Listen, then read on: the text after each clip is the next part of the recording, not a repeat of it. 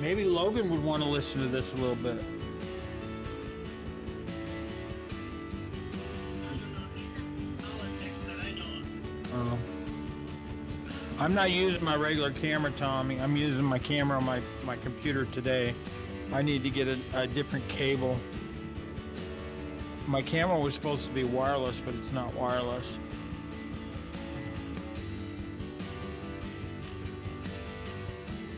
For 250 out of Chicago, but then you gotta go to Chicago, pay for all that. Yeah. Yeah, it's damn worth it to me. Not in this time of year, not the way the snow. We're going around rapids. Yeah. Right. Take longer. I think no matter what, we're gonna be fucked up overnighting somewhere. You know we are. An overnight there in Charlotte there. Not all the Okay. because this is fucked up.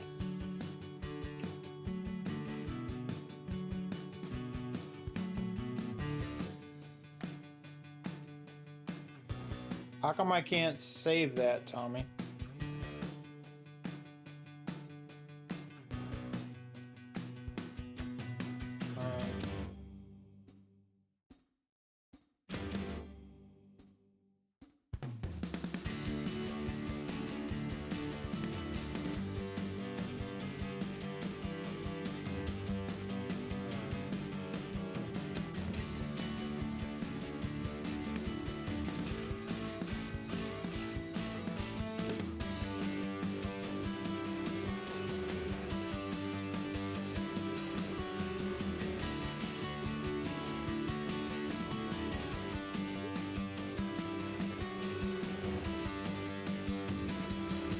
That's not gonna work either.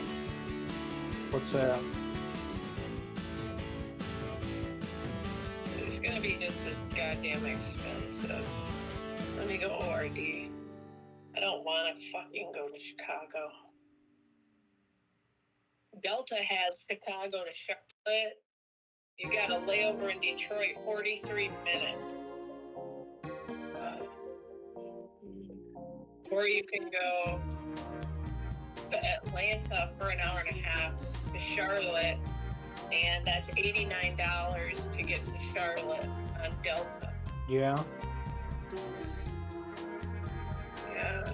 The Department of Homeland Security must hold access to Shelby Park, but the state of Chicago to Atlanta, hour and a half in Atlanta, and then Atlanta to Charlotte. But that's out of Chicago. That's a pain in the ass.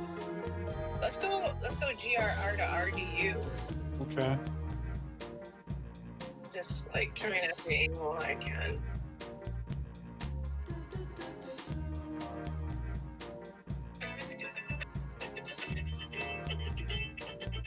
Delta 6 hours, 17 minutes, Grand Rapids, Charlotte. $166.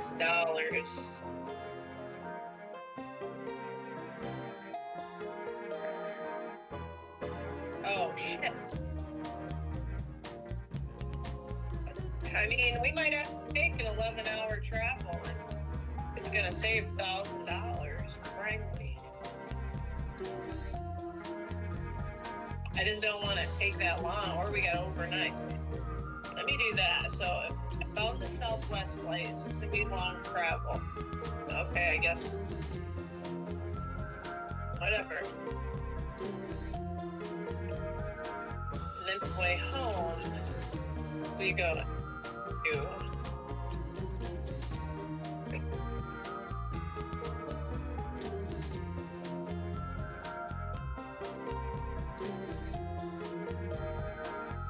price goes up significantly, of course.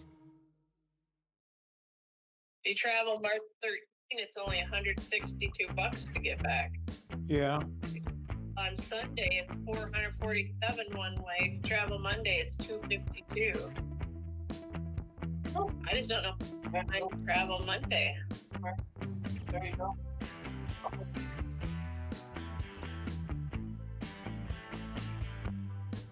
It's Delta again. So it's still 250 and 175. 425.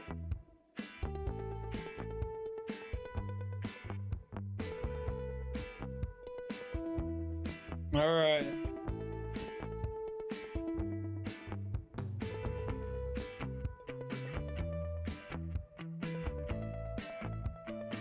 All right, babe, we're going live here.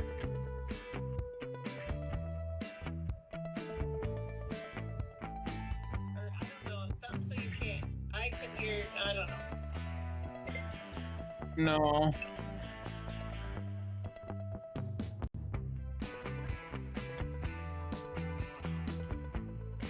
I'll just turn you down.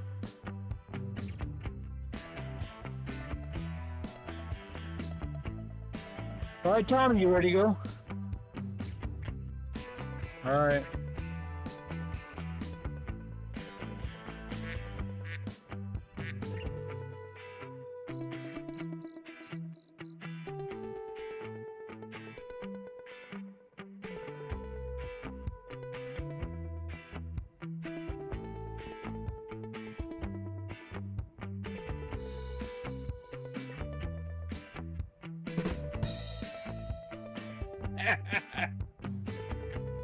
But seriously, folks.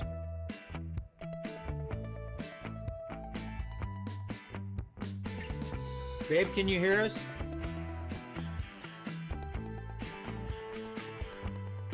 Can you hear Tommy?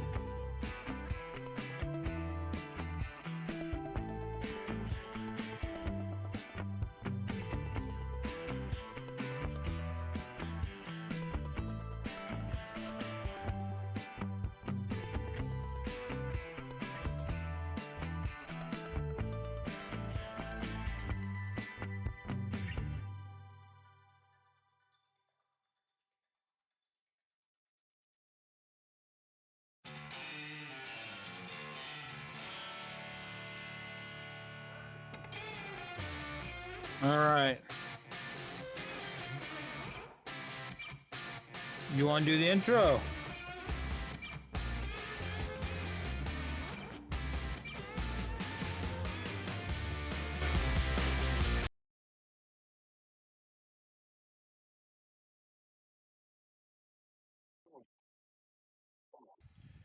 Yeah, I think so. Mic on would work perfectly.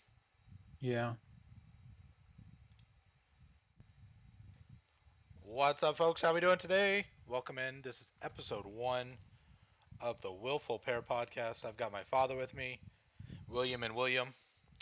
We're going to be How you talking about doing? current events, world events, everything going on in the world. Thank you guys, everybody, for being here. We're going to live stream this first, and then I will upload it onto YouTube and try to get some podcast apps going as well. My name is William. I live in Southern California, and I got all of my independent streaks from my dad. Welcome in, guys. Go ahead and introduce yourself. Hey, my name is I guess I'm William too, but I go by the name of Tom. I am a medical professional. I work as a nurse practitioner and I travel around doing VA physicals. Right now I'm in the beautiful state of Iowa, the deep Republican state of Iowa. Took a drive today. God, it's just beautiful out here. I have a It's not too icy. wonderful, huh? Is it too icy? It's a little icy down here, but Dealing with sub-zero temperatures last week. yeah. It was sub-zero today too. I think it was like 2 or 3 out there today with a little bit of wind. So other than that, everything's looking really good. Um. So So the you want me to plan, go? We guys. want me to call you Will or what? Oh, Will's fine. Whatever. All right, Will. What are we going to talk about first? So we're gonna go. So today's dockets, today's plan of what we're gonna talk about. We're gonna talk about the GOP caucus. Started last Tuesday.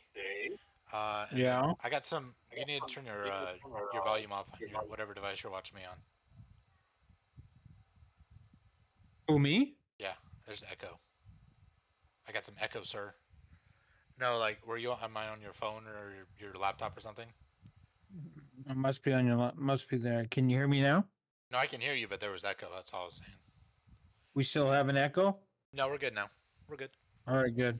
Okay. So first on the docket today is going to be just some information out of the Iowa caucus and what we should look forward to going to New Hampshire. This isn't going to be my typical stuff that I do.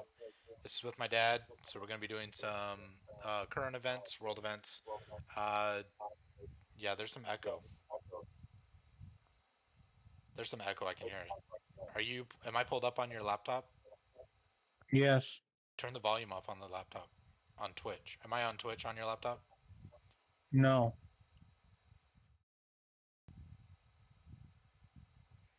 Let's get some Can you hear technical me now? difficulties here. See, I can't hear you at all, though, bud. You need to have your earbud in then. Is it not charged? I just can't get it to work. Okay. Okay, that's fine. Anyway, all right. So our first topic is going to be the Iowa caucus. Excuse us while we're just trying to deal with some technical stuff always. Um, then we're going to move on to the Red Sea, where there's a big group of what are basically a terrorist group is basically trying to hold 30% of the world's shipping hostage. And then we'll probably end with some current events on Ukraine and what's going on over in Europe. So the first thing is last Tuesday, the GOP held their first caucus. Sometimes the Democrats and the Republicans during election years they'll hold their caucus at the same time, but this year the Democrats decided not to do that. I mean, the presumptive nominee for the Democrats is obviously Joe Biden. Don't see anything different there. And I think that whole idea of just discounting any other runners against Joe Biden it just discredits their whole agenda. I mean, I don't think it's. My opinion is that it's much easier for them to let him get reelected, and then if they really wanted to make a play with because I mean it's obvious both of the presumptive candidates are declining with in their in their in their health, right? They're obviously they're almost 80 years old, both of them, right? Trump and Biden are both almost 80 years old, and Yeah. it's just basic biological fact that once you start to get that age, you're going to decline mentally, right? And when you watch both of them on during speeches, regardless, the gaffes are always there. They're always saying some weird stuff that just doesn't match up with what they're trying to talk with. So it makes more sense to me to you. It doesn't make sense to challenge him now, as opposed to lining up, letting him right, lining up and letting him kind of shuffle off in the middle of his presidency and doing it that way. From a just from a medical professional standpoint, when I look at Biden, I mean, he has many of the telltale signs of just Alzheimer's or dementia. I don't think it's alcohol related dementia. I think it's the type of dementia or Alzheimer's that is just age related. I do You know, I I do want to make the caveat here that without actually physically examining him, we can't make a determination on what he's doing. We got to be very clear we're not this is our opinion. This isn't something that we're doing as fact. This is just something that we see with our eyes on the camera. well, I agree with you. I agree with you with that. Will I'm just stating from the fact that I've been around people my entire medical career with all you've seen dementia, you've seen Alzheimer's, and I can't diagnose Alzheimer's or dementia with him or anything like that, but I can certainly tell you that he does have a lot of the telltale signs of it. Yeah, no, I agree. Like I've worked around the medical field myself, as you know. Um, so I don't disagree the visual signs of it. I don't. But I also have to say that there's probably a lot of information that we ourselves in the public should be privy to, but are not privy to in regards to the health of Biden and Trump both. Um, I think that's a very important thing. I'm all for transparency on every side of it. I'm of the personal opinion that there should. I don't think an 80-year-old should run for president of the United States, but that's just my personal opinion. Um, but like obviously there are signs of decline when you compare it to even as recently as 2012, 2008. Obviously, Well, I've met several presidents. I mean, I've met Jimmy Carter and I've met Bill Clinton. I've met both the Bushes. I gotta say that the second Bush too was probably one of the most robust individuals I've met, and his mind was everybody always says he was stupid, right? Everybody thinks he was a dummy, but I got to tell you, I was at with him at a dam down there in the Tri Cities area, and at this time I was chairman of the Republican uh, county of Garfield County, and I had given an invitation for him to go bird hunting with us down in Garfield County. better him than Dick Cheney. This was actually 2 weeks before Dick Cheney shot that lawyer. It was funny as hell. But anyway, so I gave it to George Nethercutt, who was a congressman out of Spokane, and George has been to my house, had been to my house several times. We've had dinner together, and we were really good friends. And I gave this to George Nethercutt, and it was a simple, just a little, you know, 2 by 3 invitation saying, "Come down, go hunting down there." We had great birds in the area. We were chuckers and pheasants and you name it. We had it, and I said we'll even supply the dogs. And so he's shaking hands. He first of all he spent an hour and a half on the speech, and it was about saving the dams on the Clearwater River there, the Snake River. And then he starts shaking hands, and I came up to him. I didn't even introduce myself. I said, "Mr. President, you going to come hunting in Garfield County?" He looks at me and goes, "You're Tom Miller, aren't you?" I mean, and I got to say, a president doesn't have a lot of time to look at something. He probably looked at that invitation for 1 second, and he remembered my name. He didn't have an aide behind him whispering my name in his ear. They didn't know me from Adam, and he remembered my name. He was very smart, very articulate. I remember him going down to the dams and running up those stairs. Running up the stairs of the dam, looking around the dam and sliding down the rails like he was on a submarine. It was awesome to see that. I'd like to see that in the president nowadays. Oh yeah, I mean, as much as Bush gets dogged these days, um, I think it's pretty clear that he was actually a genuinely good man, like just a genuinely good man, just nice Southern and everything. Uh, I agree. It's something I wish we could see from our presidents these days.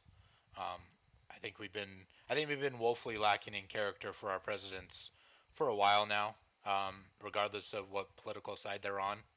Um, I think that the president of the United States should both be with great character and intelligent enough and statesman enough for the position. And I would rather see somebody with character right now than anybody else. Well, I guess I got to ask you. I mean, it's like, oh, why do you think they hate Trump so much? I mean, I mean, I've got my theories about it. I mean, I want to hear from you. Why do you think that he creates such an ire about him? I mean, he was their darling until he decided to become a Republican.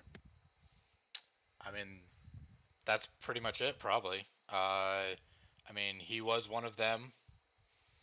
I mean, I think, I think the, I think the biggest thing is you have to realize at the time in 2016, you've just got off 8 years of Obama, and while Obama created coalitions in one area, he created division in other areas, right? And one of the places he created divisions were in what are traditional battleground states, right? Trump was at that time smart enough to grasp that concept and and make appeals to those states. And so, in that regards, he basically he lost them an election. The Democrats had basically anointed Hillary Clinton as their heir apparent, right? That's basically what they did, and he got in the way of that by running as president for a party that, whether you like it or not, he had never really been a part of. He just said, "I'm going to be the GOP candidate," and then somehow he pulls out a win. But he'd always given money to both GOP and Democrats. I mean, throughout his entire time as being a philanthropist or a CEO and a businessman, he always gave money to both parties. So he was kind of a darling. Everybody went to him for cash in their pockets to be able to do things. And I, my theory is, you know, he comes in as somebody who wasn't political. I mean, basically, I mean, if you've ever dealt with somebody who owns a business, who's a CEO type of person, and they just want to get the job done and screw the politics. I think he just didn't know how to play the political game. I think that was his biggest downfall. I don't know. What do you think about that? I mean, that's probably literally what it is. Is you have a guy who's coming out of basically left field, doesn't have political experience, doesn't have the ability to speak politically, but he speaks to what at that time was a deeply held resentment of a certain part of this country feeling ignored by their government.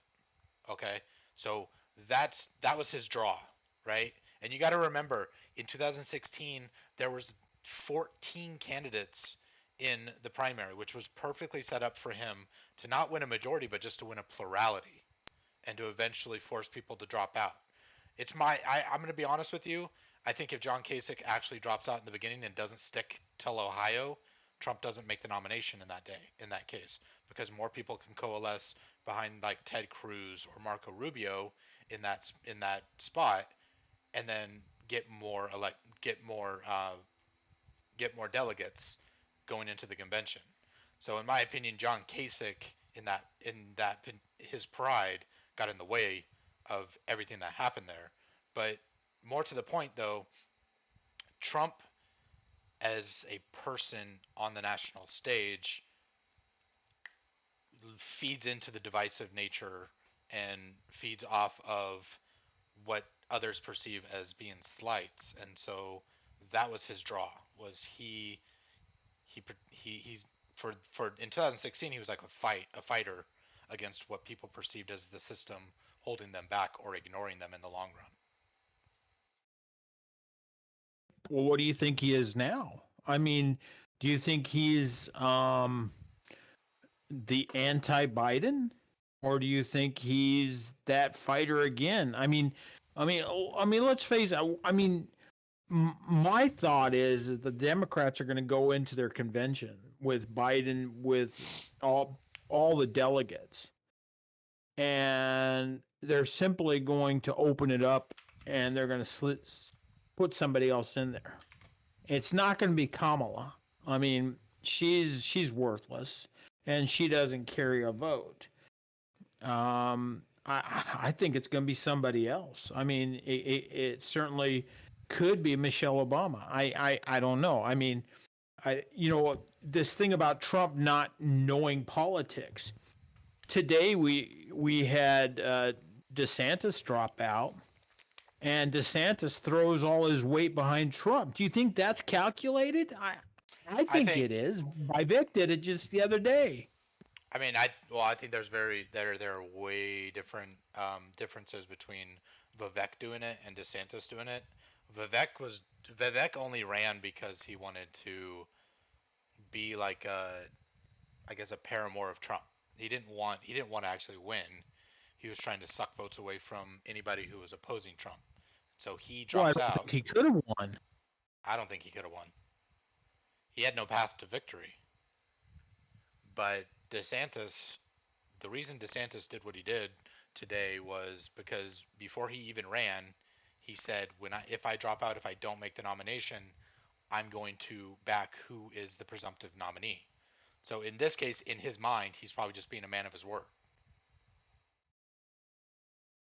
Are you certain about? I mean, so Nikki Haley just came out and she's talking about um now that DeSantis is out of the race, I'm going to be your nominee. I mean that was her statement just 10 minutes ago. Um, See, the thing, I how many of those DeSantis votes do you think Trump pulls? I mean, how many of them does that split the ticket? Do half of them go to Nikki Haley and half of them go to DeSantis? I mean, I'd have to look at the numbers. I mean, Trump. I think, I think it might be evenly split. I think the thing is, a person who is going to vote for the GOP more than likely is going to vote for the GOP in November, right? But the problem you have is Iowa had only 100,000 people come out and vote. That's it. They were expecting 200,000 people. 100,000 people is less people that voted than voted for Muriel Buzyl's uh, in Washington D.C. for her primary 2 years ago. More people But in D.C. voted for in a you have primary to for her. understand, Iowa does it a little bit differently. I mean, it's a caucus. It's not, I mean, basically, you have precinct committee officers getting together a group of people, kind of like Washington did.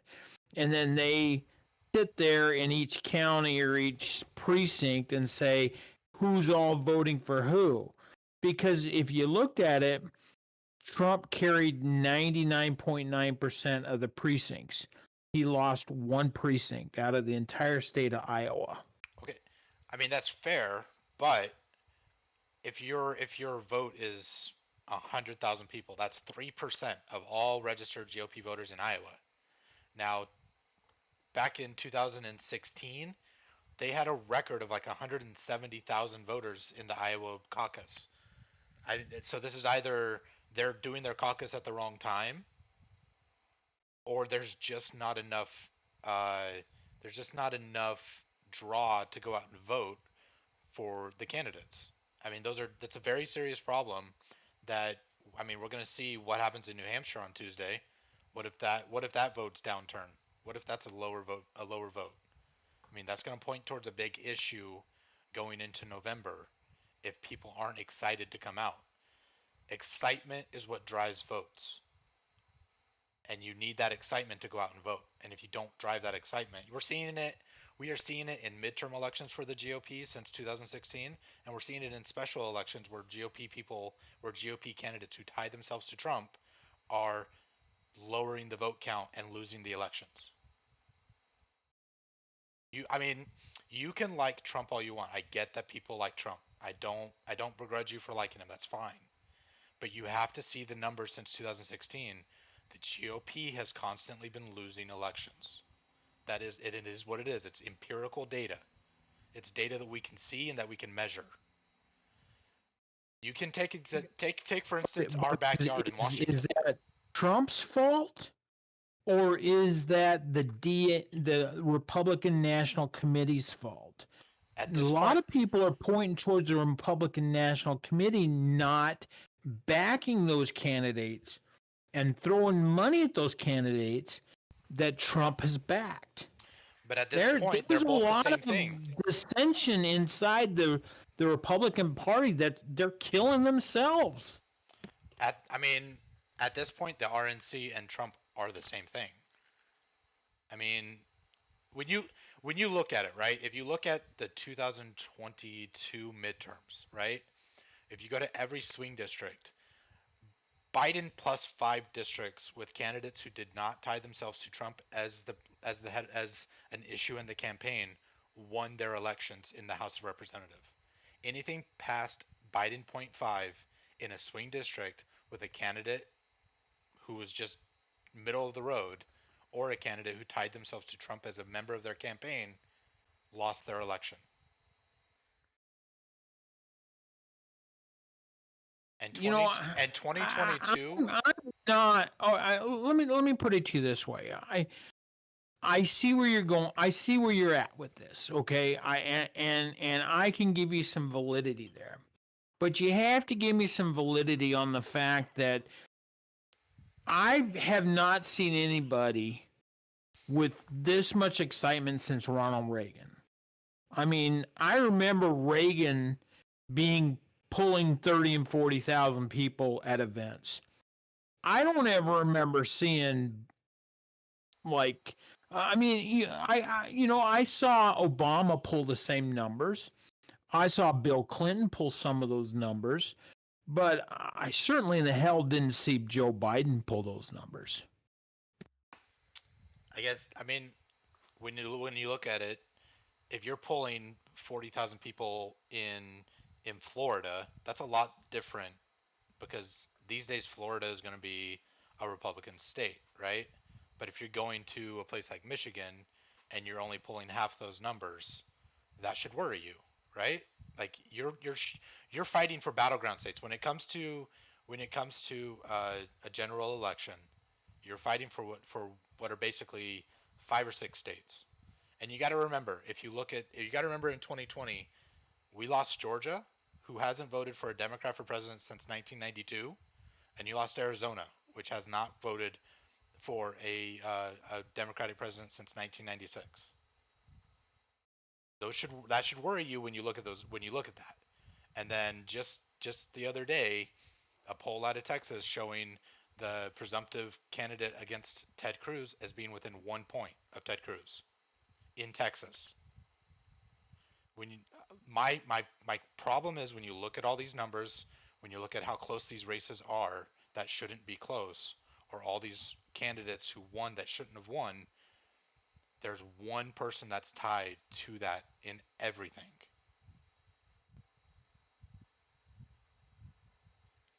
Okay, I'll concede that to you, but I got to tell you, I don't see anybody else in the GOP that's going to excite people more than Donald Trump right now. But at And the same time, he also pushes a lot of people away. That's his problem.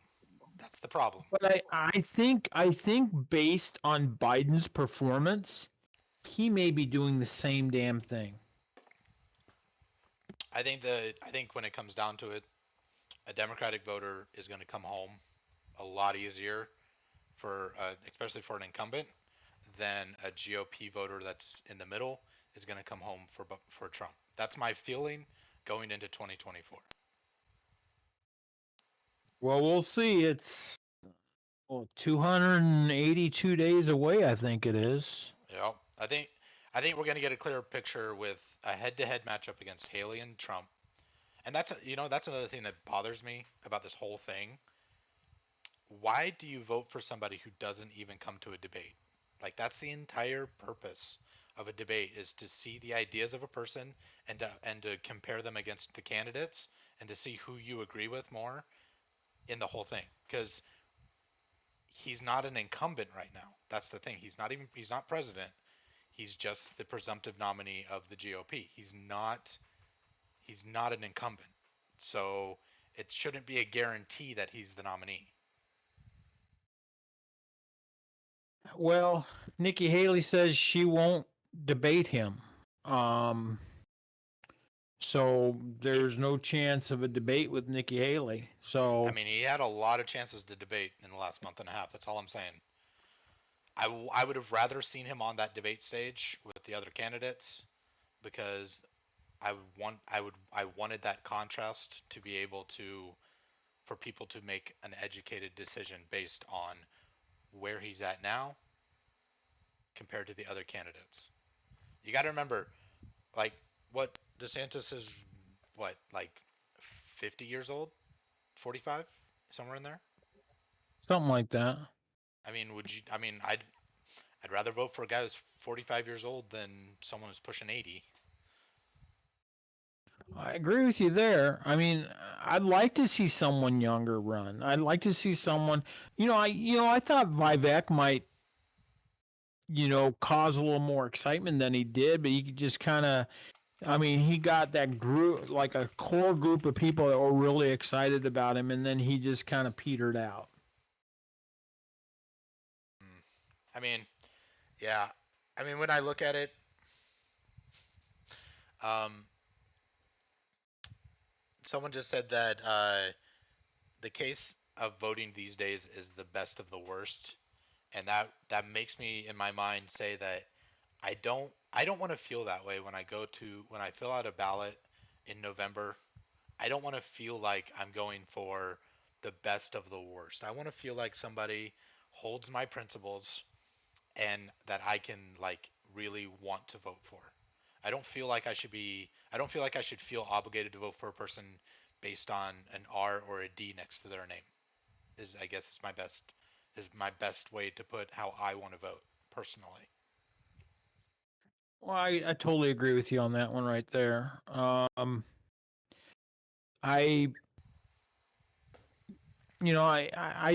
I, I'm looking forward to seeing what happens in New Hampshire. I'm looking forward to seeing the numbers. I'm looking forward to seeing, you know, what the carry is. There's gonna be some new polls coming out. When's New Hampshire actually? Tuesday.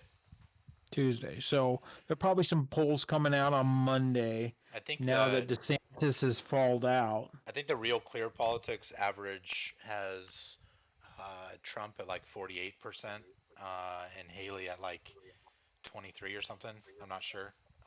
Yeah, he's got her by double digits right there, and then DeSantis was somewhere around 16%, Yeah, and and it'll be um, interesting to see which way those votes split.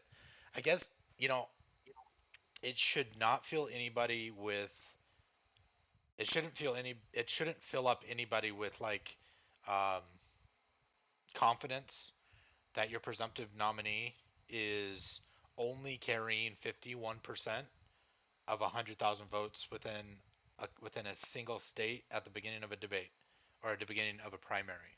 Um, when you're short by 60,000 votes in the state that you wanted to have come out, and your presumptive nominee is only getting 51%, that's like a high watermark for him. That should set off warning bells though in regards to it. I mean, we'll see what happens in New Hampshire, but there's a reason why when people are talking about Trump's victory in Iowa, they're talking about the percentage and not the number of votes. He's splitting. He only got 20 delegates out of 41. Everybody else split the rest. That's not good. well, let me ask. Let's put the shoe on the other foot here, real quick. Okay, let's talk real quick about what would have happened if, let's say, for example, Kennedy were to be able to go up against Biden in some of these states where he's being blocked.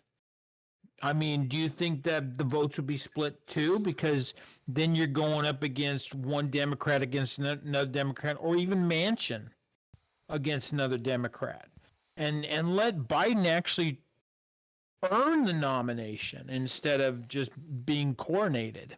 Oh, so if Joe Manchin were to go up against Biden, Manchin would torch Biden, in my opinion. Manchin I actually totally appeals. agree with you there. Manchin appeals to the independent voter. So Manchin would probably torch Biden.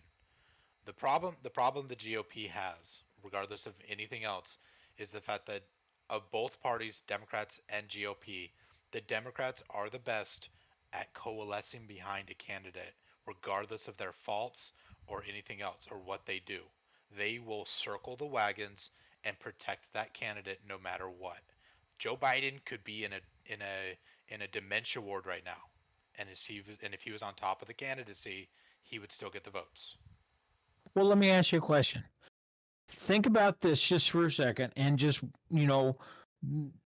what would happen if Trump brings Manchin in or brings Kennedy in as his VP pick? I mean, they wouldn't accept it, but I don't think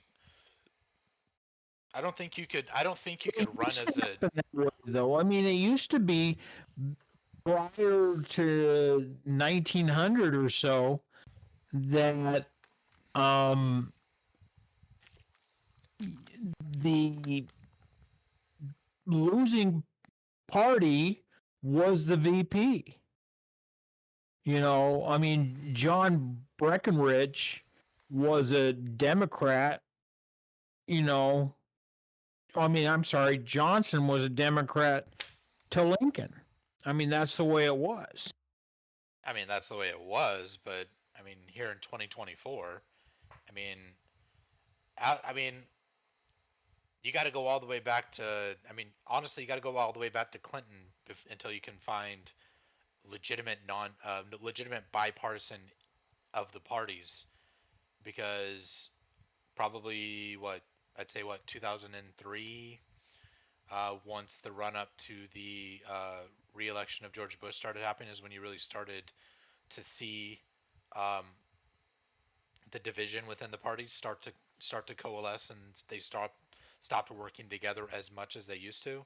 I mean, if you didn't have as much as if you didn't have as toxic an environment in politics today, you would probably see something similar to that, or you would see the other party reaching out to members of the opposite without expecting them to be grifters um, or bootlickers, sort of thing. You have a lot of people who who professed to be Republicans, who once Trump came along were like, "Oh, we're never Trump," and then they just outed themselves as what basically Democrats, because all they did was grift in the name of Democrats to make money. So today we don't have the bipartisanship that allows any of that stuff to happen. Yeah, I agree with you there. I just wanted to go over some of this polling data that I had for you real quick before uh last Friday's polls. But now this includes DeSantis's stuff, but uh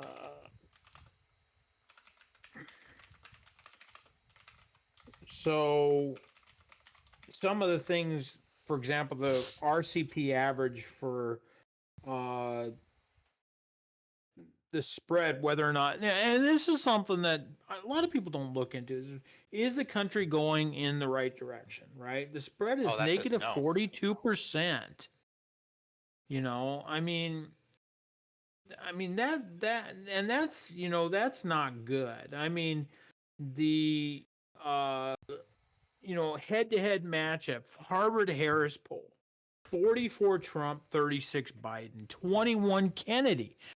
That's one of the things that I'm trying to tell you right now, is that if you bring someone like Kennedy or Manchin in as the VP pick, and you're looking at Trump not actually having said who he's going to pick, Kennedy's pulling 21% of the nation right now.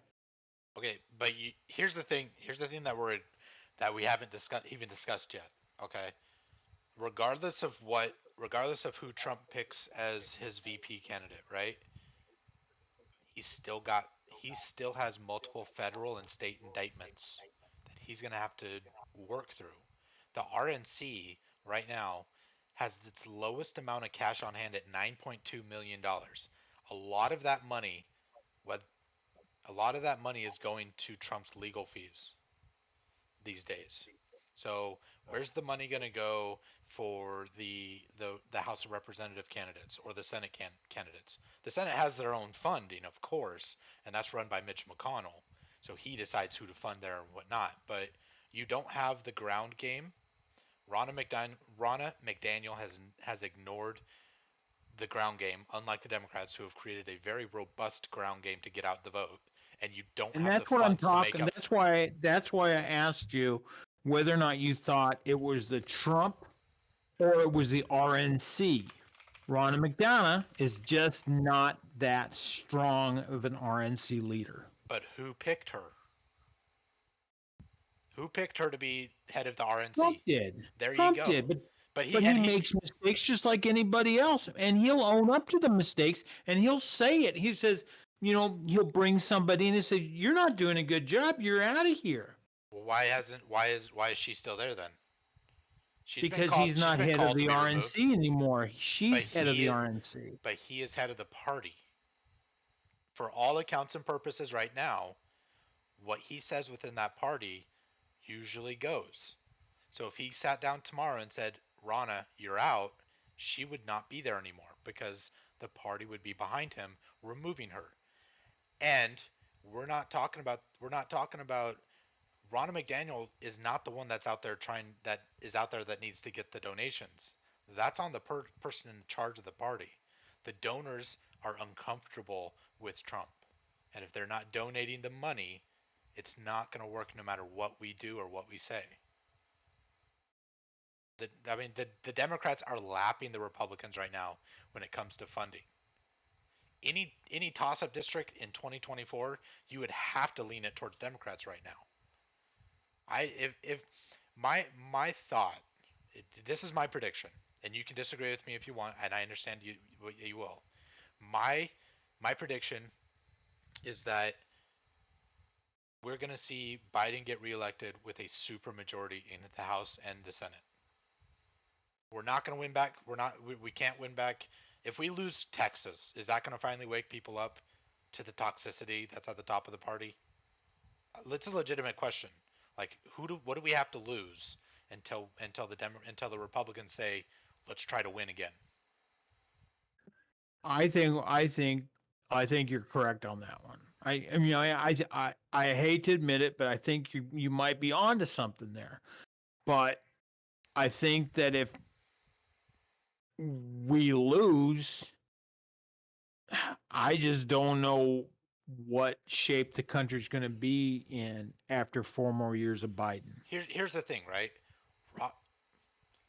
If we lose, right? Roberts and Thomas are both old people, right? You think they're going to last 4 more years each in this next term? No, not at all. Then there goes everything here, and that's the thing. There goes everything that people said Trump did in office. His biggest accomplishment as a president was to get 3 Supreme Court justices. That's unheard of, right? He got 3 Supreme Court justices who were originalists, who look at the Constitution in its original form and say, does this match up with what the founding fathers originally intended for this country? And that's how they rule.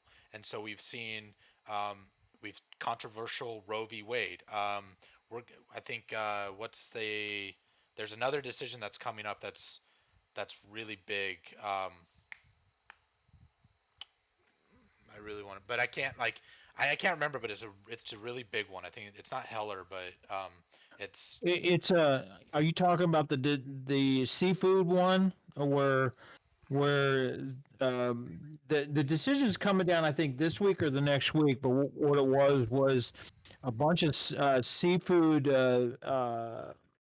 some fishermen in the Bering Sea uh, I don't know if you know this or not, but when they go to sea and they're out there fishing, they have to pay for a federal employee to be on board to make sure that they're catching what they say they're catching. And I've talked to some of these people before that they work for, they're called monitors. And these monitors, they do absolutely nothing. It's the And Chevron rule. they took the federal government to court, and it doesn't only ring true for this particular industry, but it rings true for all the industries that federal regulations apply for. And depending on what the Supreme Court does, it will affect a broad range across the whole spectrum. So what it is, chat people, everybody listening to the podcast, the Supreme Court is going to rule on what's called the Chevron rule. Basically, what the Chevron rule states is that when laws that are created are not crystal clear on their definitions of what should be legal and illegal, federal agencies and experts within those federal agencies are supposed to be able to fill in the details and determine what they determine is legal. So I think this is a rule that's been in effect for 60 years, and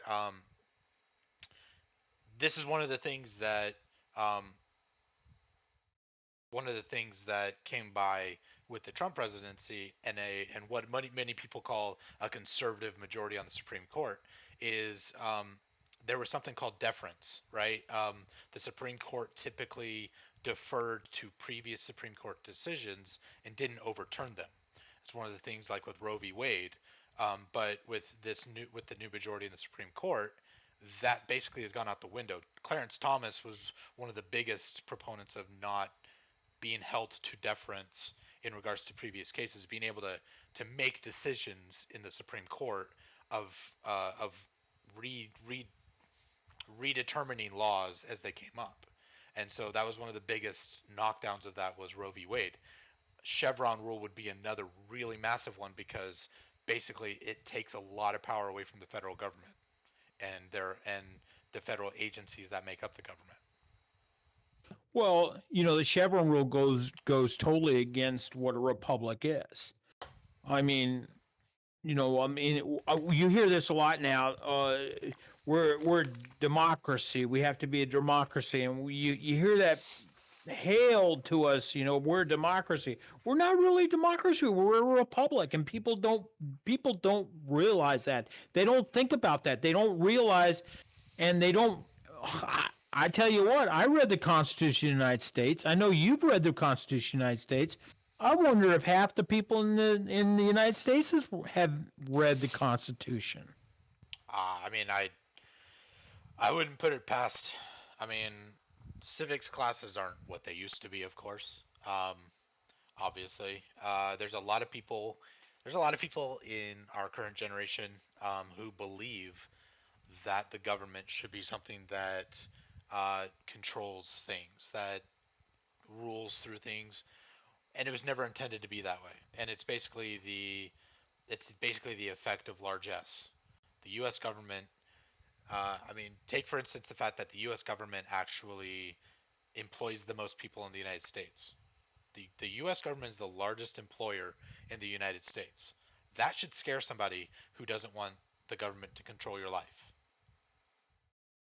Well, yeah, true. I agree with that 100%. And I mean, um, I mean, one of the things that I've always kind of railed against is the Department of Education. Why is there a federal Department of Education when the Constitution actually puts that into the hands of the states? I mean, uh, you can blame who's did that?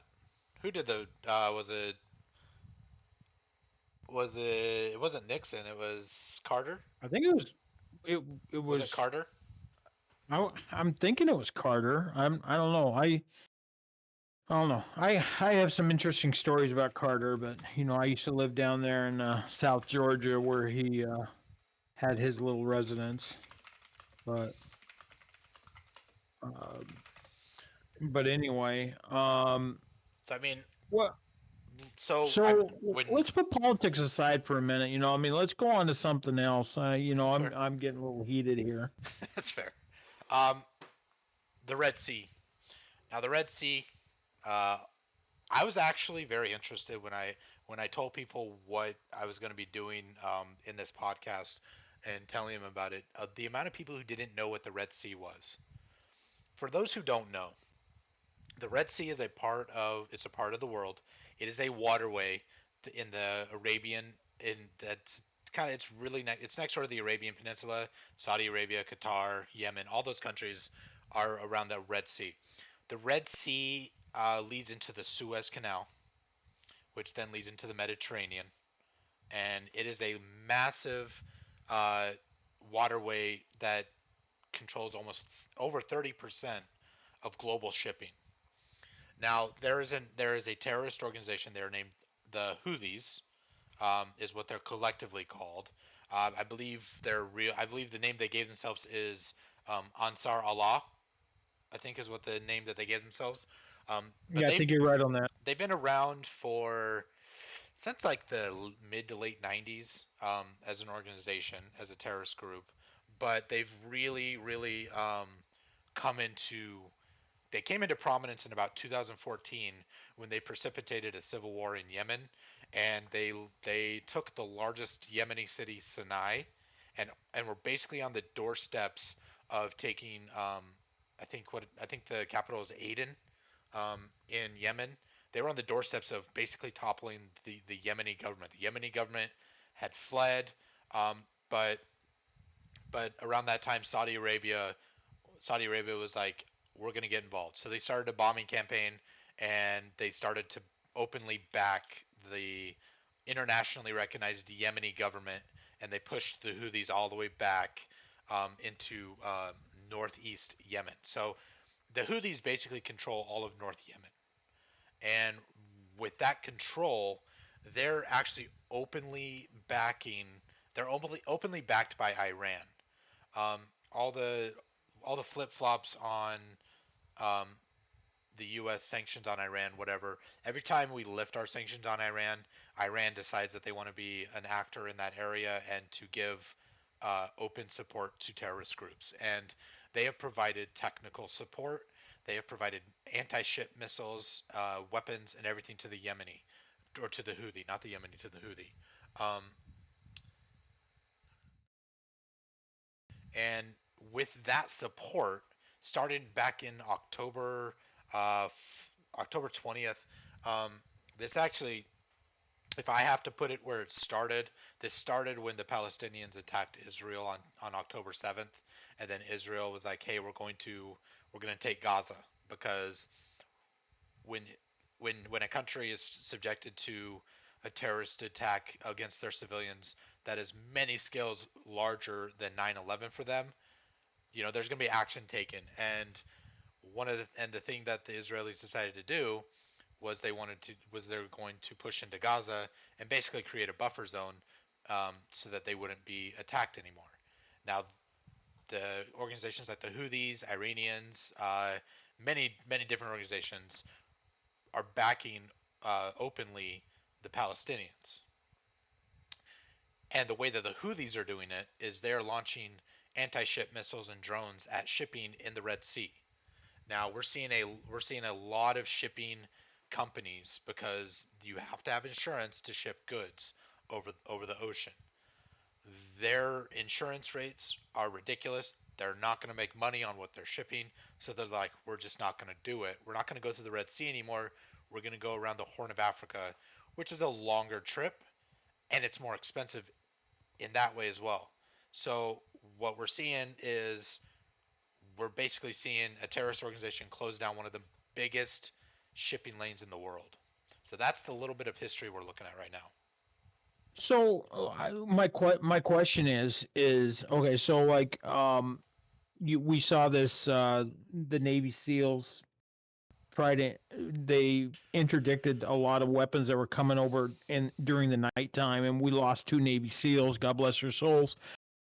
Just this last week, during these interdictions, I mean, we have the power in that area. Why are we not just creating a parking lot? I mean, I mean, in when it comes down to it, if it just becomes down to what was always going to be Biden's Achilles heel, foreign policy. We saw it in Afghanistan with the withdrawal. We're seeing it in Ukraine with while he is supporting Ukraine, while he is sending stuff to Ukraine, his foreign policy advisors, his national security team are full of people who don't want to escalate with Russia, and so they're holding stuff back.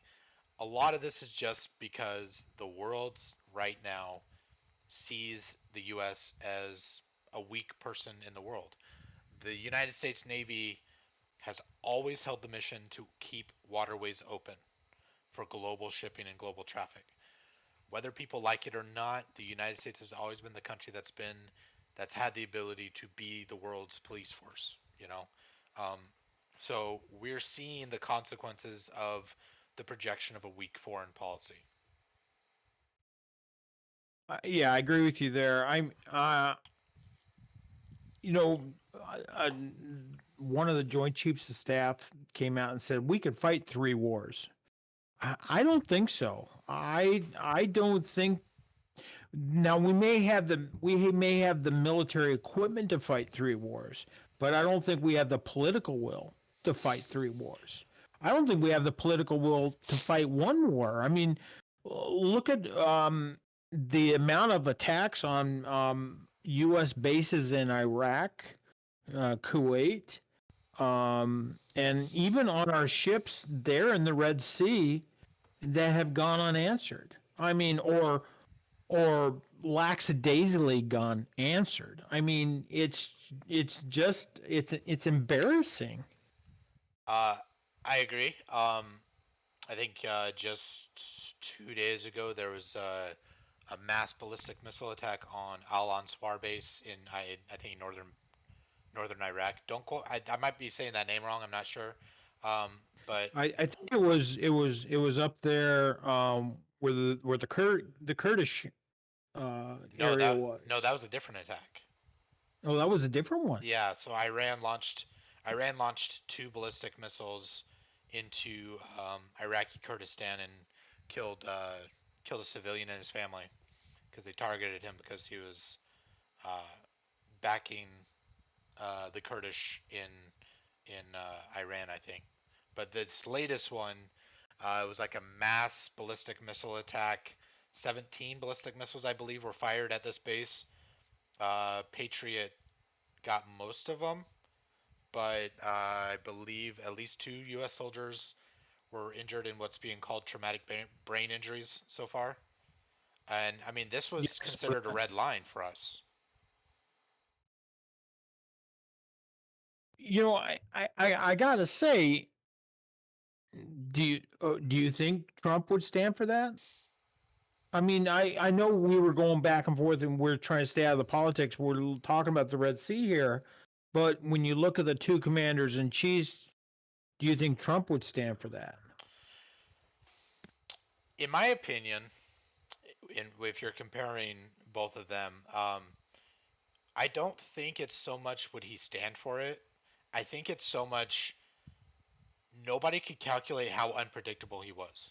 The guy dropped the guy dropped the biggest bomb that we've ever created on a mountain in Afghanistan to kill a terrorist, just to make a point. You know, the guy stepped over the demilitarized zone and shook the hand of the North Korean dictator. The guy's just unpredictable. So the reason why the reason why I think that there weren't any new like what were called wars started during his presidency is just he's too unpredictable. Nobody knows what he would react with. One minute he's saying one thing, and then an advisor whispers in his ear, and he's turning around dropping bombs on people. It's like it's just I think it just comes out to unpredictability. Everybody knew that Joe Biden's weakness over everything else was foreign policy. He's been called the worst foreign policy senator. He disagreed with the decision that Obama made to kill Osama bin Laden. Every decision he makes is a bad decision in my opinion when it comes to foreign policy. The only thing that I personally agree with him on is supporting Ukraine. But even there, I think he's slow walking support and not giving them what they need to actually win a war. So I mean, I think Yeah, it I just think comes we down to can go. that. I think we, I think the support for Ukraine can be summed up in several different avenues there. But I what do you think the answer is in the Red Sea right now? I mean I literally think that you sink every ship they got, you blow up every missile launcher they have, and you'll reopen that Red Sea channel. That's my idea. Yeah, easier said than done, but look what we got over there. We have the ability to do that. You have my if you asked me what my opinion was, what we should do in regards to the Red Sea, you send in a couple of submarines. You sink every single Iranian naval vessel in that area. You send the Iranians a message. Punch them in the face. Regardless of what people want to say, um, the Iranians do not want a direct conflict because they know they can't win a direct conflict. The Iranians the Iranians are are are shooting with are still running the F4 Phantom and the F14 Tomcat that they got from the U.S. in the 70s. Okay, they can't win a direct conflict with a major power. So if you want to do that, you have to actually punch them in the face to get them to stop. That's the only way to do it. And then in regards to the Houthis, do you remember you remember the highway to hell? Yeah. There you go. There you go. Like legitimately, you you cannot say that we don't have the intelligence capabilities to know where the missile launchers are. We don't even have to announce the B2 bombers that are going to be in the air for 16 hours dropping precision guided munitions on those areas. They wouldn't know they were there. They wouldn't be able to move them out of the way. Then they'd be gone. Then there's the missile threat gone. I agree with you that's exactly what where I'm going with this. I mean, you leave them no infrastructure to be able to fight back. You leave them no infrastructure for offense. And I think you take that away from them. This is so, and that's a big problem that I have in regards to what is supposed to be the response of the United States. I was reading the Washington Post the other yesterday. They know the Pentagon has been pushing the White House for weeks to take the gloves off. They have said that they either need to basically uh, bomb the Houthis back to the Stone Age, punch Iran in the face, a direct strike in Iran, or send troops in. Right? That's the only three viable options to maybe start to get this out of the way. Because even extra patrols are not stopping the missiles. There were missiles launched today. Missiles and drones were launched from the Houthis today. Extra patrols are not stopping it. But and I the saw white that. I, I'm sorry. I saw today how they launch their drones. They're using the same motors and fans that the Hezbollah, not Hezbollah, used on those gliders, the powered gliders on October 7th.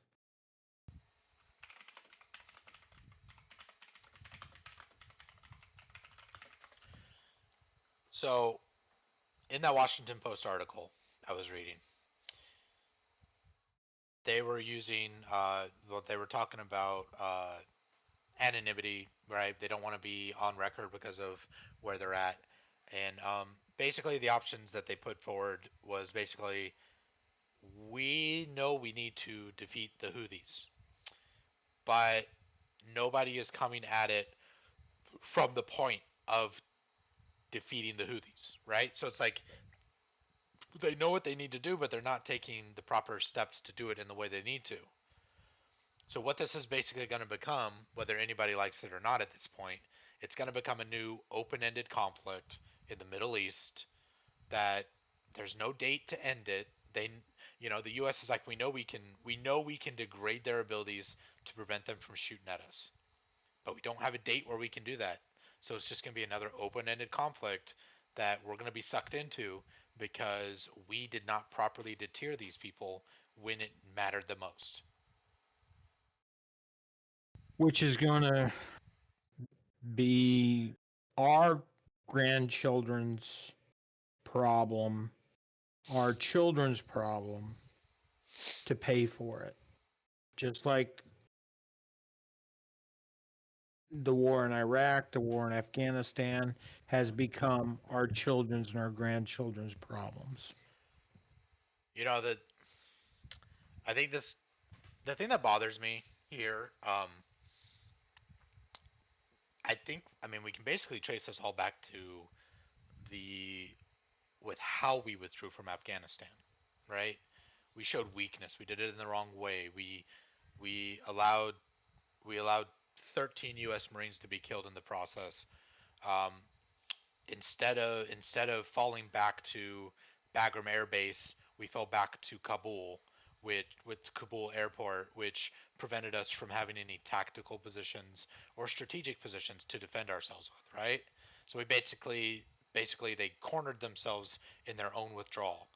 What people don't realize in that always gets on my nerves is two things. One, nobody was held accountable for what happened in the US government or in the US military, which should have happened. People should have been fired, people should have been forced to resign and been ostracized from public opinions and anything like that.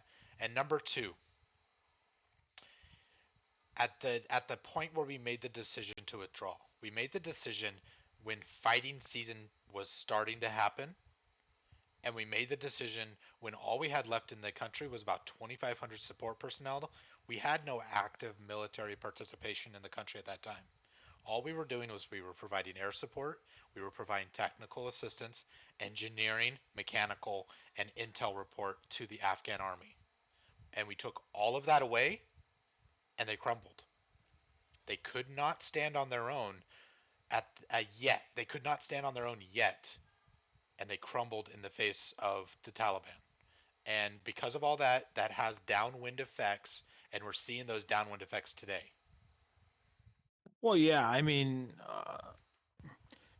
what I was thinking, I was looking at an article the other day about just the uh the devastation in Afghanistan from our withdrawal, the suction, the vacuum that was created, and how many people are actually starving to death over there now. I mean, it's literally, you know, you can only eat opium poppies for so long, and they're not. I mean, yeah, there are probably a few fat cats over there who are making money on the opium, but they certainly aren't feeding the people. I mean, if I remember correctly, the Taliban have actually outlawed opium production. So any money being made is being made illegally. So it's like it's everything that used to be there is back there now.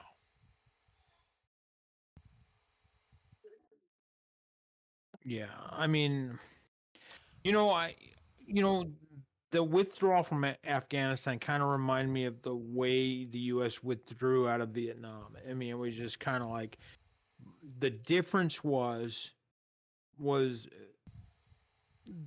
if you look at Vietnam today, it's a semi-successful country. I mean, as far as now communism be damned, whatever you have to say, but they have opened up their country to tourism and trade, and they have items that other people want. I don't think Afghanistan really has that. I think Afghanistan was just simply a cocaine producer for the world or a heroin producer for the world. And when you don't have something that other people want, you as a country are just going to fail. I think it's. I mean, I think the biggest. I think the biggest thing you can compare it to would be Iran before the mullahs took over, right? Like when you look at pictures of early Afghanistan and early Iran, what do you see? You see a flourishing culture of people who are free and able to do whatever they want, and then tyrants take over, and now everybody can't do anything that they want. Now everybody's being oppressed. Now people are doing things for evil purposes, and now it's putting a strain on the world order. Yeah, I read a book one called it's called The Kite Runner. Have you read that book? A while ago, yeah. So yeah, the Kite Runner, basically talked about pre-Taliban Afghanistan, and it was actually seemed like a very beautiful place, but it was turned into base, you know. So, but anyway, going back to the Red Sea, um, You know the problem. Iran, you know, um, do they possess the silkworm missiles still, or did China give them some silkworms? I haven't read what's their. I haven't read what their anti-ship inventory is recently. No, no, I mean that's a pretty good weapon as far as an anti-ship weapon, and that kind of worries me a little bit because it's such a narrow strait to have an aircraft carrier in. We're not. I Our aircraft carrier is not actually in the Red Sea. It's actually out in the Gulf of Aden, I think. Gulf So of Aden. yeah, Okay, so so it's like I think it's like 80 or 90 nautical miles off the coast of Yemen, but it's not inside the Red Sea. It's just outside. So they don't station the only thing that they're putting in the Red Sea basically are the frigates that they're using to escort the shipping back and forth. And that's actually one of my bigger uh, worrying things that should worry us about everything is nobody wants to be a part of a coalition that we're trying to set up to protect 30% of the world's shipping. We tried to set up a coalition, and the only other country that's willing to do any strikes for us with us is the UK. France declined to take part in any strikes. France is not under command of any multilateral group or multinational group. They are themselves just escorting ships themselves. India sent ships, but they're not under anybody else's command. They're under their own command. Um, so, like when you look at it, it's like we're on our own, and the UK is kind of paying lip service. But Germany's going to send a frigate. Italy, I think, is sending a frigate, but none of those are going to be any part of multinational group. And so what you're seeing a breakdown of what used to be reliable allied partners seeing us as unreliable in that area and in general. You know, the Australians didn't want to. I don't think the Australians put any ships in there. They just wanted maybe one or two staff positions on the thing, and I think they're still sore about um, the whole procurement process of the Virginia class submarines. I mean, so there's just so much that is being seen as weakness um, from the world onto us, is we don't and seem to be that a reliable partner right now. and that takes me back to where Biden gets back in. What are we going to look like 4 years from now? How much more weaker are we going to be? I mean, no one can tell, but if he doesn't change, if he doesn't, if he doesn't change trajectory soon, I mean, I just don't know. It shouldn't be hard, in my opinion, from like a layman's view. I don't see why it's so hard against an organization that doesn't have it's not even internationally recognized. We just put them we put them back on the terrorist list. Like it's like you have to ask, why did we take them off in the first place when all they've been doing is being bad actors in the area? We took them off because hey, we thought okay, they'll be able to integrate in Yemen and we'll be able to get a peace deal in Yemen. There's a ceasefire in Yemen, of course, but that's not stopping the Houthis from shooting missiles at us. And we're not even back. We're not even taking part in the negotiations for the peace deal in Yemen. That's all Saudi Arabia and Iran, back and forth. So it's like we're not Yeah. being seen as reliable right now, and that is a major issue. And you're seeing that on the world stage with all these things. Just think, uh, Venezuela in regards to Guyana. What's going down Oh there, yeah, right? I mean, definitely.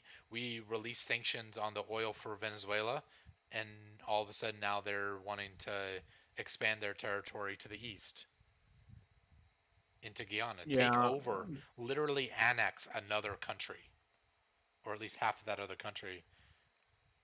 Like, And that is, I mean, I mean, I remember. I wonder how many people out there remember what the Monroe Doctrine was. the You Monroe know, I Doctrine, mean, the was Monroe Doctrine, as far as being able to protect South America, Central America from aggressions within and from without. I mean, to create a stable Americas, both South and North America. yeah, the Monroe Doctrine. I don't know if we even practice the Monroe Doctrine anymore. I don't think we do. I think that went. You might as well just crumple that up and throw that out the window. I I mean, think we've got a what's in our best interest type of attitude, and we just don't want to create anybody down there that's going to cause us a headache 5 years from now. Well, you know what? Those things are causing headaches now. They're not causing headaches down the road. They're causing headaches now. And when someone like Russia or someone like China sees the way we act to countries like Venezuela and Guyana, and we don't do anything, we don't interdict, we don't make any kind. Remember Reagan? Reagan went into Panama. He went into Grenada to prevent those aggressions. Well, maybe it's time we do something like that. I mean, but we don't have somebody in charge to be able to make those decisions, those hard choices. yeah, I mean, we lack the ability now to actually take the step to make decisions that are hard. Like we just want to like let everything go the way it is, and that definitely causes more problems than it solves for sure. I totally agree with you there. I'm pretty adamant about this whole. You know, I mean, I understand where you come from as far as how Trump is and the whole 9 yards. We get into that politics thing, and you think that it's going to be, the Democrats taking it all. I fear for that. I really do. I fear for that. Because I just feel like we're going to go 4 more years, and I really do believe that if we don't show the guts for something as simple as this, or the Houthis and Red Sea backing Israel the way we should, I think that a country who can make a difference, who does have the military infrastructure, is going to make a move against the United States. And I think that may be coming. And I think, I'm not an alarmist by any means, but there has been in the past, you and me, we're both history buffs. History repeats itself. You know, we're setting ourselves up for another Pearl Harbor. I'm not saying Pearl Harbor itself, but we're setting ourselves up for something like that. I agree. And I mean, I'd have to say it's probably going to be it would be in the Pacific again as well, because I mean when you look at I think it would be different than the past. It wouldn't be. I don't think it'd be a physical attack. I think it'd rather be maybe like a massive electronic attack that leaves us vulnerable. Um, but it's definitely something that somebody somewhere wants to plan and wants to do. I think a definite all eyes are towards Taiwan right now. I mean, um, the certainly China's looking at Taiwan.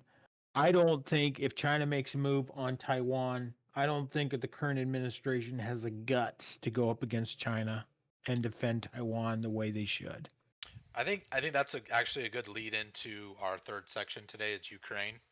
Um, I think there is a very good analogy that if you're not willing to support Ukraine to win a war, why would you be expected to support Taiwan for its own independence? And like um, one of the things that, like I said, one of the only things that I have supported Biden on would be supporting Ukraine. But I also on the same page of it, I don't think he's supporting them enough. So I agree with the GOP that you need an outline of a plan on how Ukraine will win the war, right? It shouldn't be a question of who the good guys and the bad guys are in this war. Russia openly invaded Ukraine, right? That's it. There's nothing else. There's no nuance to that. Russia openly invaded another country, right? To annex its territory and to give itself to either plant a puppet, a Russian stooge in Kiev, or to take enough territory to give itself a buffer against any potential NATO expansion in Ukraine. Okay, Ukraine I think has the capability of sustaining itself as long as it can get the raw materials to do it. But I think that we really, really missed the boat last year in providing enough military hardware for Ukraine to uh, properly use that to properly execute the counteroffensive in the Zaporizhia district. Okay, we the United States. Here's the thing: the United States does not build M1 Abrams anymore. We don't. We stopped building those in the 90s. We have one single plant, Lima. It's the Lima plant, and all they do is they upgrade the existing M1 Abrams that we have up to SEP V2 or SEP V3 and reset them to zero miles. They reset their life to 0 miles is how they do it. The United States has built thousands of Abrams that are sitting in warehouses or sitting in the desert or sitting on National Guard bases that we could very cheaply we could have sent to Ukraine, even in their M1A1 configuration to Ukraine, and it would have drastically changed the what happened in Ukraine. Well, I also know that that the United States government. It's like any government. You see Russia putting T-55s and T-60s into the conflict. Well, Russia is one of those countries that they never throw anything away. Well, the United States, in some avenues, are the same way. Like, for example, the M60A1 or A2 tank.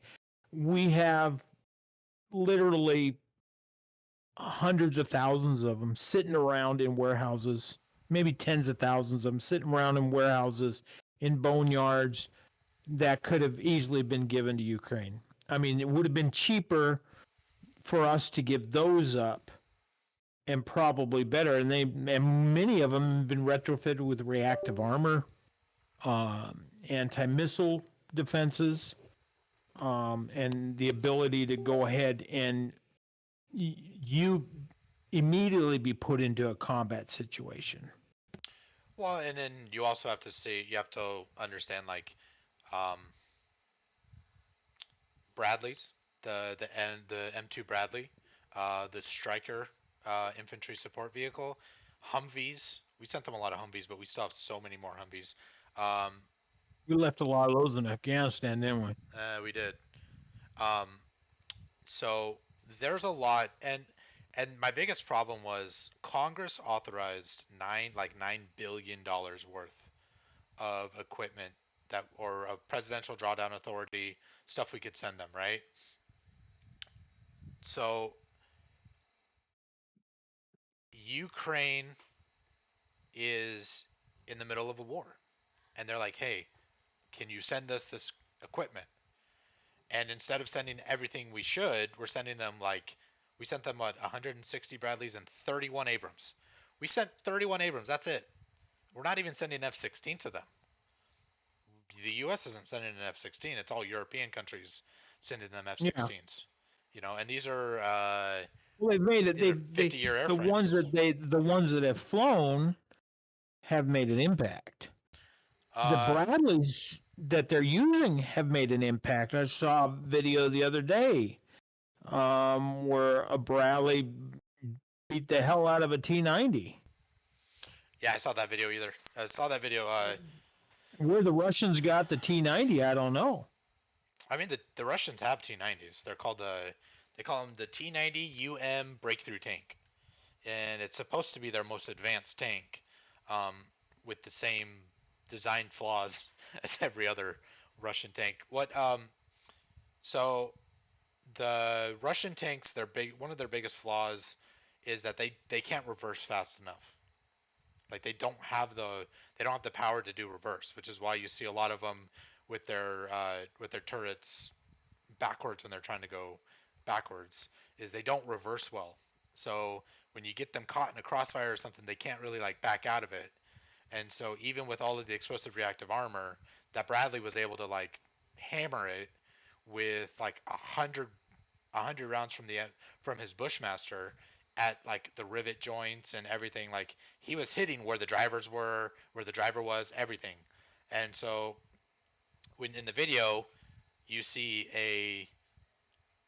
it's a Bradley, like a 40-year-old vehicle. Yeah, I remember. I remember when the Bradley was introduced into the Marine Corps. I'm old enough to be your dad. Oh, Oh, well, wait. shocker. Shocker there. In fact, I am your dad. Um, what were we saying? Yeah, the Bradley. So yeah, that was weak. Um, so in the Bradley, in that in that video I saw, it was all I saw was the one Bradley against a T90M. A Bradley's like a 40-year-old vehicle, built for war, as well. But the T90 is like a 10-year-old vehicle built for war. Supposed to, and the way the Russians make their tanks is the reason they do more and more versions is they take a little bit of the negative aspect of the old version and they improve it, and they're just basically constantly improving an older tank is what they're doing, but they're calling it but they're putting better optics in, and so that improves the older version. They're better. They increase the armor or increase the horsepower, increase the radio, like stuff like that. And so the T90 breakthrough is supposed to be the best tank that the outside of the T14 Armada, which is not battlefield ready, that the Russians are supposed to be able to field. And when you watch this video, you're seeing 40-year-old NATO equipment defeating 10-year-old Russian Federation top of the line military hardware. I tell you, we used to call we called them the LAV, a light armored vehicle in the Marine Corps. It was basically the Bradley, and we used to call it a coffin. And I remember the first casualties in the Gulf War was a Bradley fighting vehicle. I think we lost 9 Marines in the back of a Bradley fighting vehicle. And that was because it was just so vulnerable to a missile attack.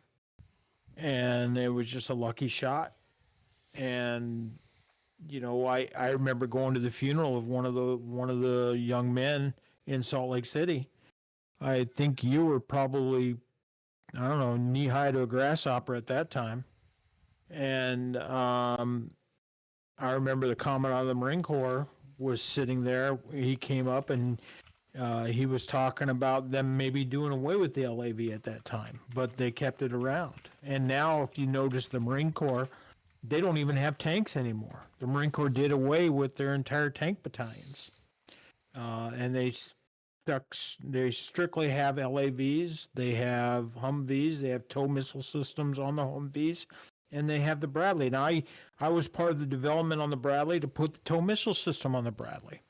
So, and we didn't like it then either. I mean, Well, so I think that what people need to realize is if you want a little bit of maybe a little bit of a history lesson, um, back in the Cold War, basically what NATO did was they made the decision that they couldn't stand toe to toe number for number for the Soviet Union.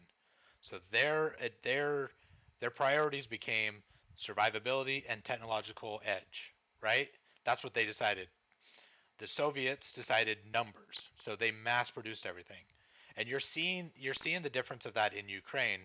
Um, you're seeing Bradleys that basically like have half of the back of it torn away, but you're hearing that everybody inside there survived. So the Bradleys are serving their purpose. They just need more of them. The Bradleys are have survivability when you're comparing them to like a BTR or a tank or anything of Soviet or Russian design. So I don't I the amount of Bradleys that we have in storage and the amount of money that was allocated last year just doesn't match up in my opinion.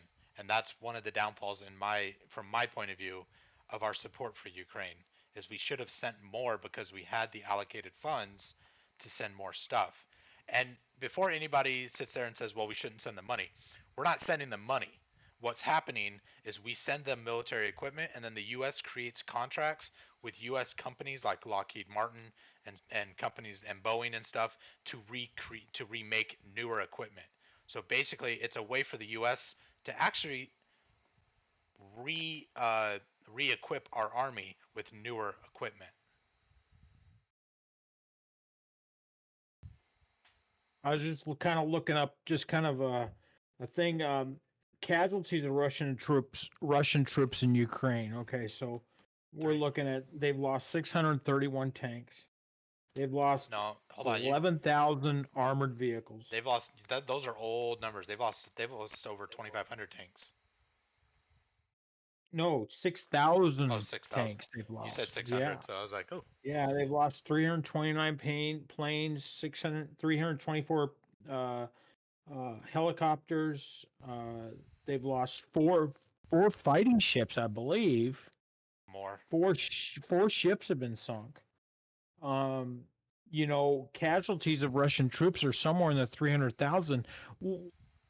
Why do you think Putin is so headstrong on this? Do you think it's just because of the lack of will from, or do you think that he wants that buffer zone? I think it goes back to history more than anything. You have a declining age demographic in Russia.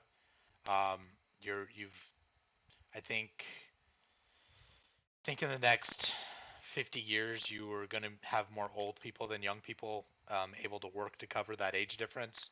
Um, you have you have NATO was expanding eastward, and I mean I think Putin more than anything he comes from he was a part of the Kremlin when the Soviet Union were still in power, so he still has visions of um,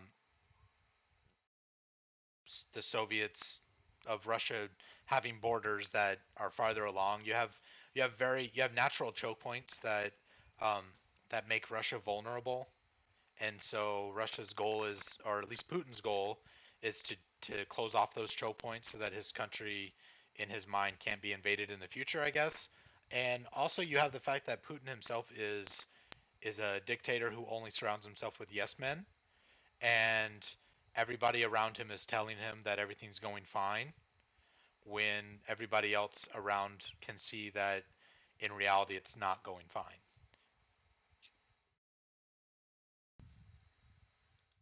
Well, I can tell you, I mean, this.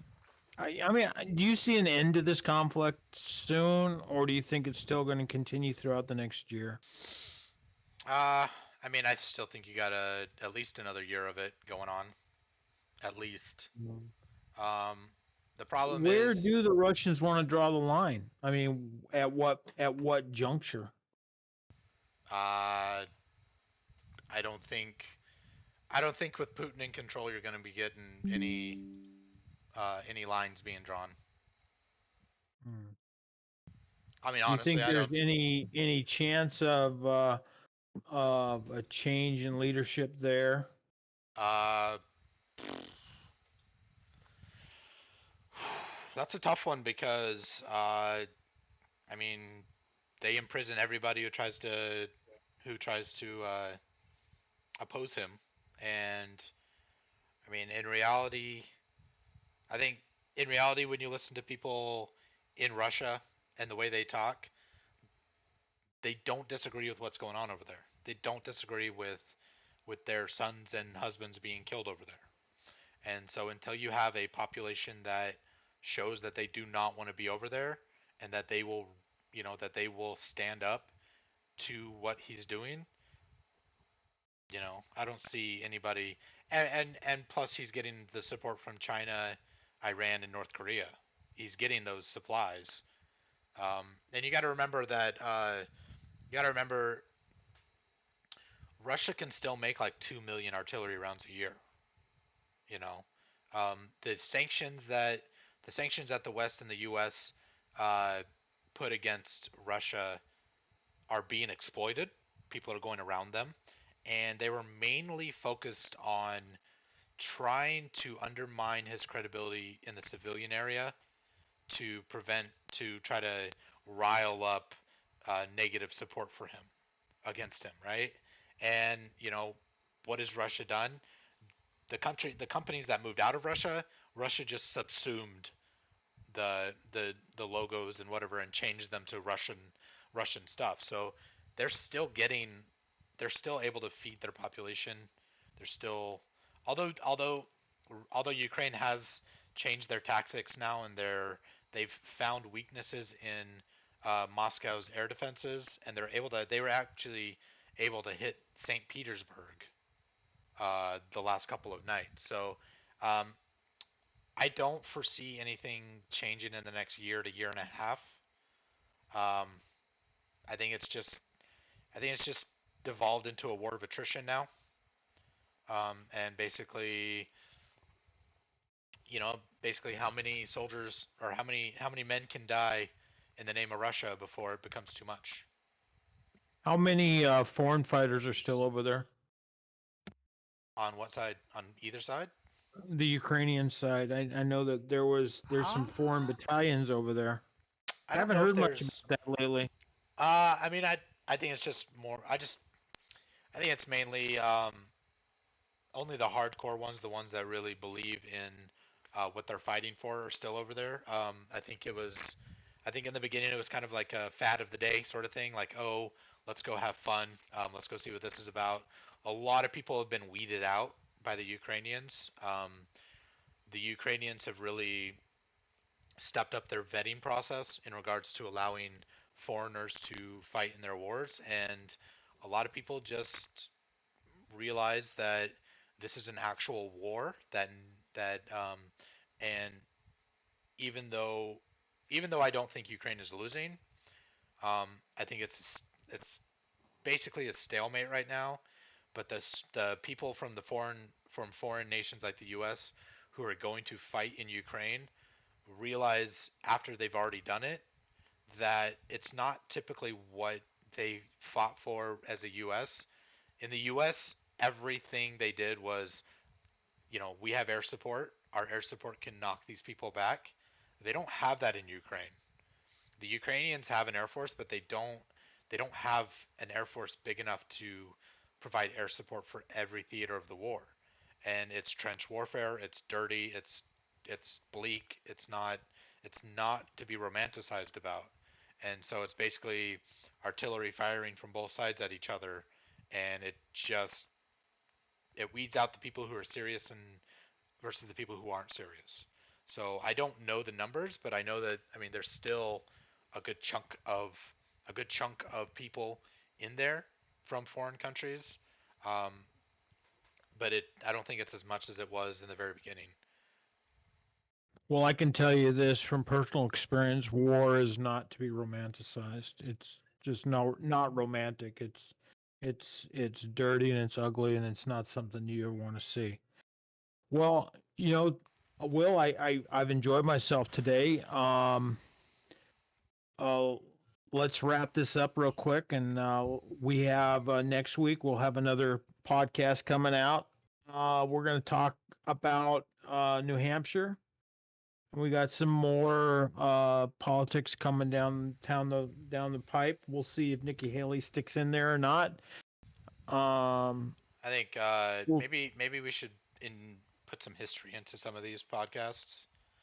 yeah, Teach some history to people. My dad and I were yeah. both really big history buffs, so I mean, if you guys send us what you guys might want to do, I want to do one thing real quick. Do we have anybody listening today? We had some people here. Yeah. Let's see. From anybody.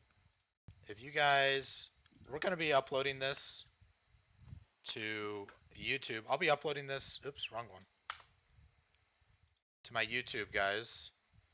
So if you guys want to ask us any questions, go ahead and drop a subscribe on that YouTube. It's going to be the YouTube that I'm going to have for all of our podcasts together. We're going to try to make this a weekly thing, a normal thing.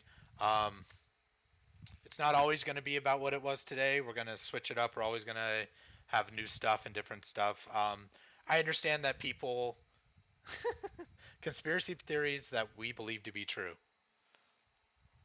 That'd be a good one. We can go into UFOs and stuff. I I know don't know. that'll go down some good roads. I Hey, know. I've got some good stories of stuff that I've seen that kind of scratches my head a little bit. I still don't believe it, but anyway, we can go into some stuff. I believe. So I know that I understand that people are going to always have different opinions as to what we put out here. Everything we do in this podcast is going to be our opinion, guys. So um, if you don't like what you see, no harm, no foul. If you don't want to be a part of our podcast, that's fine. I'd really love for you guys to drop a subscribe on that YouTube I just put in there. That's going to be where I upload our podcast. We're going to do videos. We're going to do shorts. We're going to try to make this a thing, okay?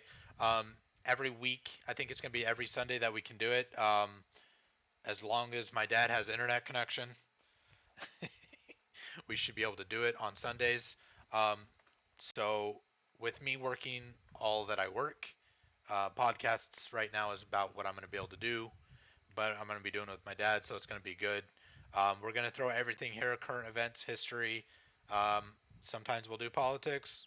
I know it's divisive, but like I said, this is all of what we're opinionated for. Everybody has opinions. I just ask that you guys be respectful in your comments. Um, if you don't like what we're saying, you don't have to be here. But I appreciate everybody who is here and who has been chatting up. I know that I didn't really acknowledge a lot of people in chat today because this really isn't kind of the format for that. If you guys have cameras or if you have questions, I would love for you guys to send them to me. Alicia says hi, by the way. So Hey, Bug. I know that you guys have been talking really well in the chat, and I really appreciate that, everybody. But we're gonna wrap this up.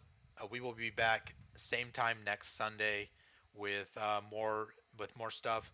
I'm gonna put some videos out about what we'll be talking about as the week goes on. So my dad and I will get together off screen, off camera, and we'll see you guys next week. Thank you guys, everybody, for being here. Go ahead. Thanks a lot. I appreciate it. The from the beautiful state of Iowa. want to say thank you to all our people out there. And we do appreciate both sides of the discussion. So, like Will said, is that if you don't like what we're talking about, that's fine, but be respectful. We can agree to disagree on some stuff, and we can move on and discuss other things. Matt says hi. Hey, Matt. So, thank you guys, everybody, for being here. Ozzy here is from Australia. Thank you for being here. Thank you for hanging out. I will upload this to YouTube, guys, and then we'll start to be getting this off the road. Like I said, thank you everybody for being here. Please be respectful in comments from now on. We love you guys. We'll see you guys later. Love you guys. Bye.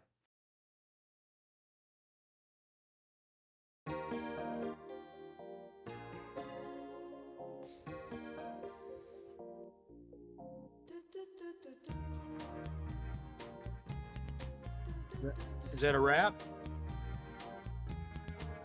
How'd it go? Was there some people having some pretty raunchy comments or something?